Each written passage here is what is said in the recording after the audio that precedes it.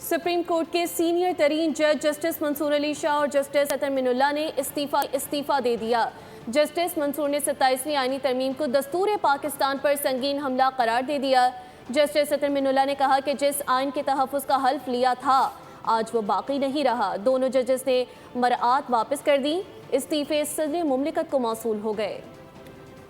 Senior जज ने 27वीं आईनी तरमीम को आईने पाकिस्तान पर एक संगीन हमला करार देते हुए कहा कि मैंने इदारे की इज्जत, ईमानदारी और दियानत के साथ खिदमत की।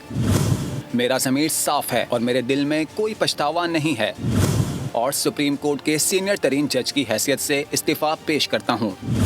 जस्टिस मंसूर अली शाह ने कहा कि मुल्क की आला तरीन अदालत को मुनक़सिम करके अदलिया की आज़ादी को पामाल करने से मुल्क को दिहाइयों पीछे धकेल दिया गया। इस नाजुक मोड़ पर मेरे लिए दो ही रास्ते हैं। सुप्रीम कोर्ट के दूसरे जस्टिस अतर मिनुल्लाह ने भी इस्तीफा दे दिया।